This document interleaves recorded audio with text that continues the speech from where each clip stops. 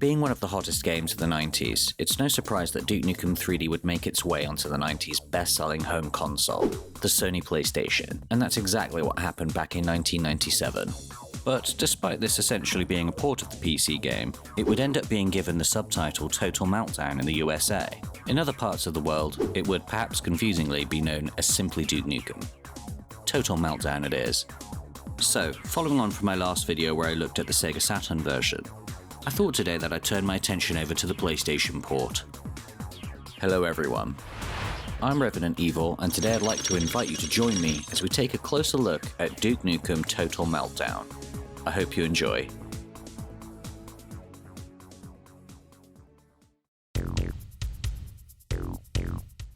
The PlayStation port was handled by a little-known company called Aardvark Software.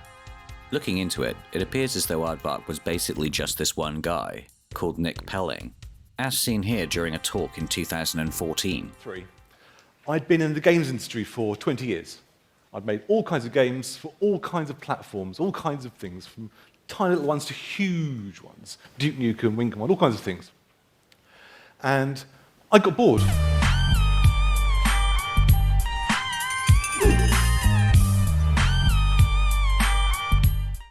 I'm not saying it's a perfect conversion, but if he really did do this all on his own, then that's mighty impressive. Turns out he's best known as the creator of 1984's Frack for the BBC Micro and the Acorn Electron. But how he landed the responsibility of making Duke for PlayStation is anyone's guess. Anyway, the game would go on to release in September of 1997 to mostly negative reviews. Fans were upset with the difficult control scheme, but worst of all, the frame rate. But was it really that bad? Let's jump in and take a closer look at the game.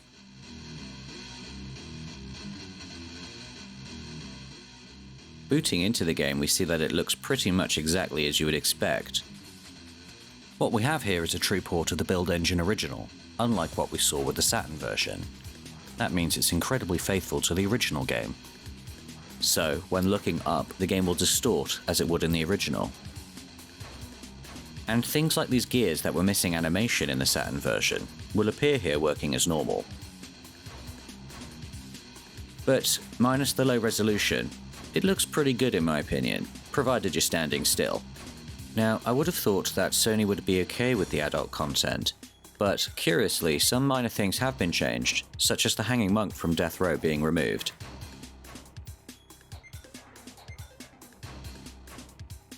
Back then, the PlayStation was considered to be the more adult-orientated console, so it's interesting to see these changes.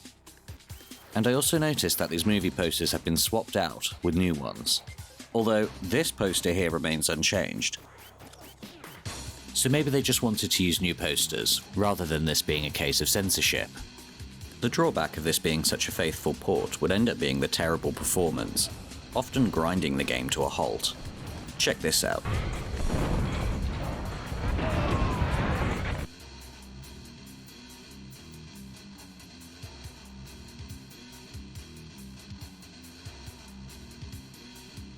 Yeah, it's pretty bad. I can make brilliant games. Brilliant games. Now, I know I dunked on the Saturn version for making so many cuts to the levels, but maybe they should have considered something similar here. As while it's nice that levels have seen little to no compromises, what's the point if the frame rate is so bad? And it does get that bad, believe me. Absolutely shit. In the developer commentary from Duke Nukem 3D World Tour, level designer Alan Blum states that they needed to be able to stand next to the cinema in Hollywood Holocaust with a steady 20 frames per second, and they even had to cut sections from the stage to reach this goal. I wonder if such precautions were considered here. Oh yes. Although, to make up for the poor performance, we were given the option to save anywhere. And it's a good thing too, as I highly doubt many people would have been able to finish this game without it. Myself included.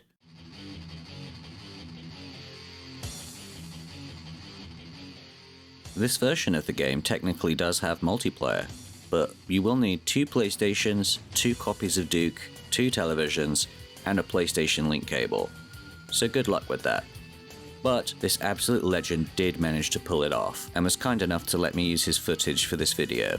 Here, he shows the exclusive multiplayer level Quirk of Fate.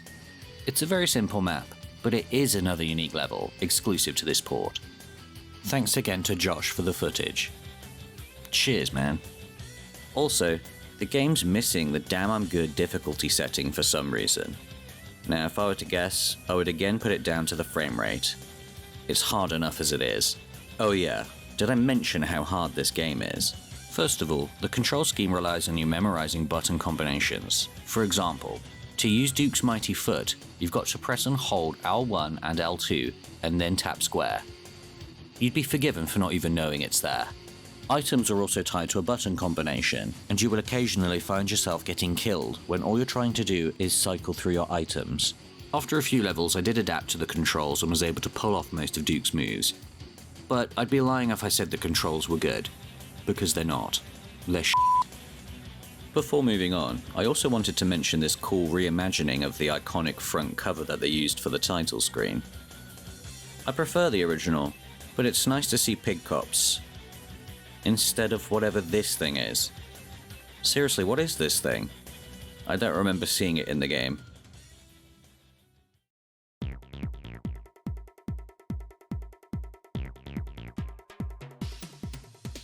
You'll find every level from the PC's first 3 episodes included here, but perhaps the biggest selling point of Total Meltdown is the exclusive 4th episode called Plug and Pray. It's a completely unique episode containing 6 original levels, designed by Ian Boffin, and with 1 secret level, Faces of Death, which has been recycled from the original game.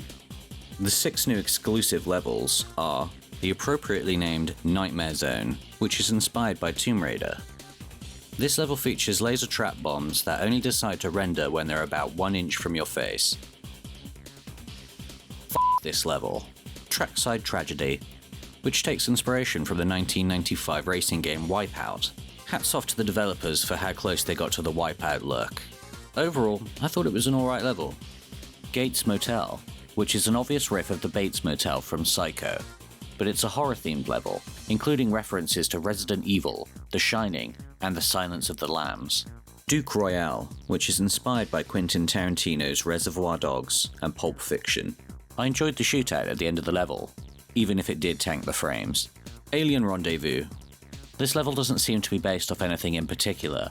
Instead, it's a more traditional level. And Ministry of Fear, where Duke faces a new final boss called the Cyberkeef. In my opinion, the episode is the weakest. The levels are needlessly cryptic. I get that this is the final episode, but does it have to be this hard?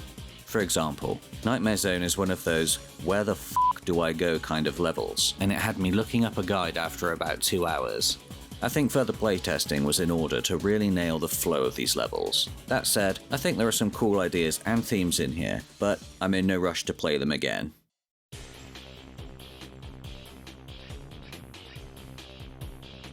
As you may have noticed, Plug and Pray also introduces some new enemy variants. Up first, we have the beautiful pig in a dress, exclusive to the level Nightmare Zone.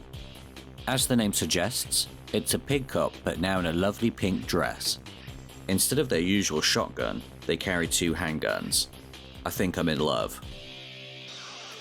Then we have a new blue Assault Trooper variant, called the Assault General. It's functionally the same as the Assault Troopers, but with the same amount of health as a pig cop. Then we have 2 enemies exclusive to Gates Motel. The Ghost Enforcer is identical to a regular Enforcer, but is semi-transparent. The Zombie Pig Cop is a reference to Resident Evil, much like the level it's featured in. There are also dual-wielding pistols like the pig in a dress. Up next we have an enemy exclusive to the Trackside Tragedy level, the Underwater Drone, which has a shark-like appearance, but is functionally the same as a regular drone, only underwater. Then there's the Magnum PIG, who is a pun on the 1980s crime drama Magnum P.I. Then we have a new final boss called the Cyberkeef. It's a large humanoid robot with a ticking time bomb on his chest. These are essentially just reskinned enemies from the base game, but I gotta say, it's a cool idea, and it makes the episode really stand out. While we're here on the subject, I wanted to bring up this cut enemy that I found on the cutting room floor. It's pretty easy to assume that this pig cop was to be placed in the level Trackside Tragedy, as it resembles a vehicle from Wipeout. If I was to speculate, it would have been a reworked Recon Patrol vehicle. It's a shame it was cut, because it would have fit the level really well.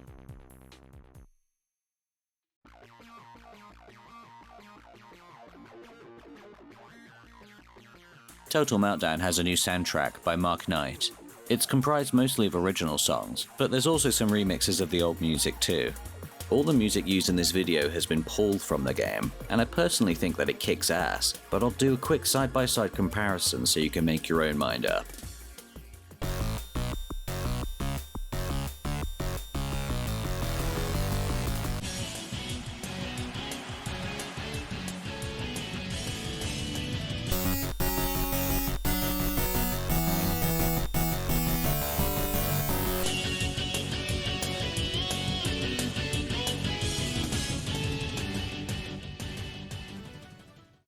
Overall, it's really good in my opinion. What do you think? Also of note is that Duke has some new one-liners for the game, such as "Fire in the hole, asshole. They don't make 'em better than me." and "Making bacon." it's a nice touch that gives the game a bit of personality. Censorship. Earlier on, I mentioned that the game had some light censorship, but the Japanese version in particular has some interesting differences.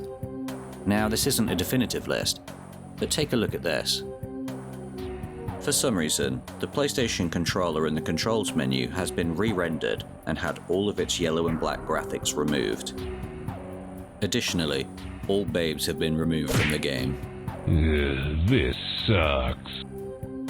Keeping in line with this, Hollywood Holocaust has experienced some changes too, such as the movie theatre now showing a film called Triumph of the Duke.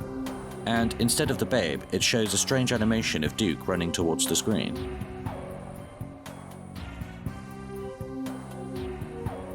Duke's one-liners have been censored too. Here are some of my favourites.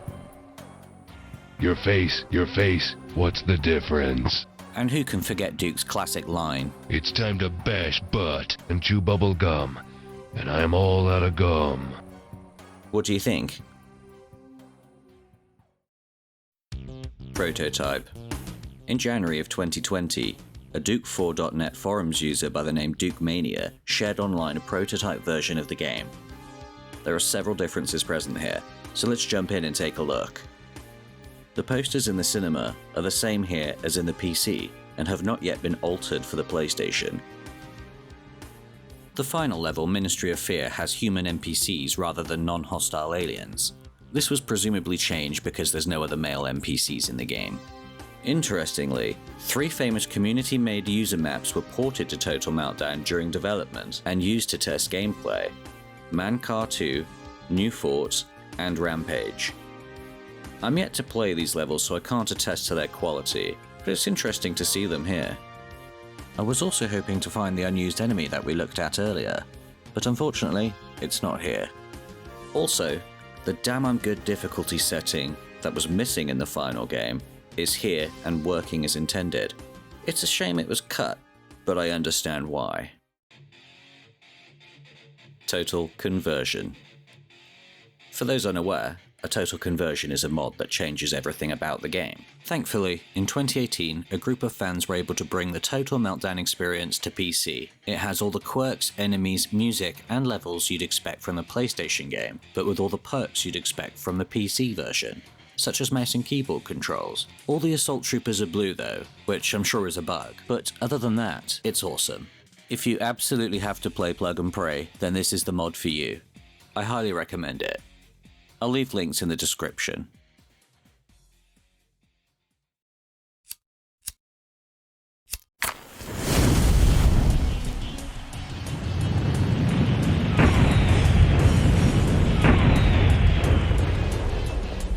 So there you have it, guys.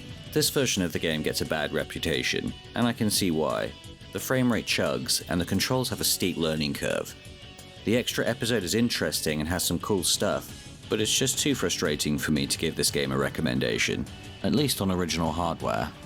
As flawed as it may be, it's been great fun exploring this part of Duke's history, and I'm happy to have you along with me for the ride. Thanks for watching. Please like and subscribe if you like this content. I'll see you in the next video. Cheers.